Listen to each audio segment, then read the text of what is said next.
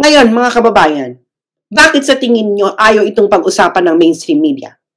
Bakit yung mga senador-senador na malilinis sa katulad ni Risa Ontiveros ayaw itong pag-usapan? Bakit si Trillanes ayaw itong pag-usapan? Bakit ayaw nila itong pag-usapan? Isa itong fact na na-establish sa isang kaso sa Amerika. Ayan, nakikita nyo dyan ang link. I-screenshot ninyo. Puntahan nyo yan sa Google. I-search ninyo yung link. Puntahan nyo yan. I-type nyo sa search bar. Yan. I-screen daw ng mga facts dito.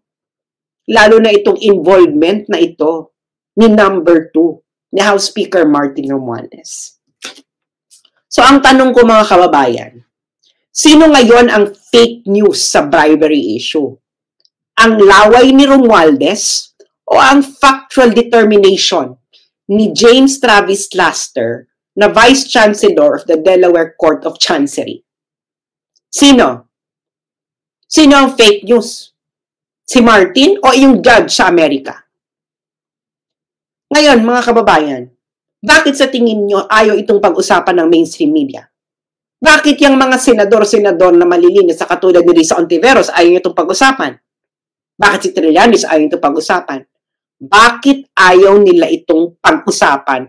Isa itong fact na na-establish sa isang kaso sa Amerika. Ayan, nakikita nyo dyan ang link. I-screenshot ninyo.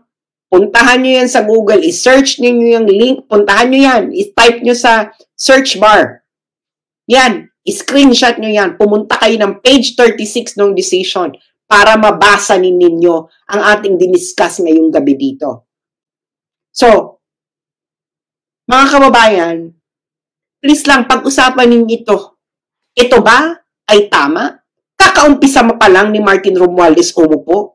Ang ginawa niya na ginamit niya ang kanyang pwesto para siya ay magpayaman. This is plunder. Kakaumpisa mo pala, Martin Romualdez. Nag-commit ka na ng plunder. July. My God, hindi pa umiinit yung titi mo dyan sa Kongreso. Ginamit mo na yung posisyon mo para sa corruption. Ang sama ng ugali mo. Ang ina ninyong mga Marcoses at Romualdez. Ang dapat sa inyo ay dapat gawin sa inyo ng mga Pilipino ang hindi nila nagawa nung EDSA 1.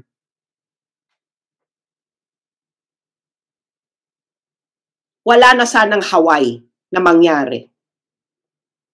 Kung papalarin ang mga Pilipino na maglakas sila ng loob para masipa uli kayong mga magnanakaw na mga Marcoses at Romualdez. Napaka-corrupt ninyo. Ang ina. Ayan na, puntahan nyo yan. I-screenshot nyo yung link na yan. I-search ninyo yan. Puntahan nyo yung page 36. Tanungin ninyo mga sarili ninyo, bakit tahimik ang Catholic Church tungkol dito? Bakit tahimik ang mga elite na schools, Ateneo, UST, Lasal? Kasabot na ba kayo ng mga pagnanakaw ng mga Marcos at Romualdez? Mga mainstream media, ba't tahimik kayo? Fact ito eh.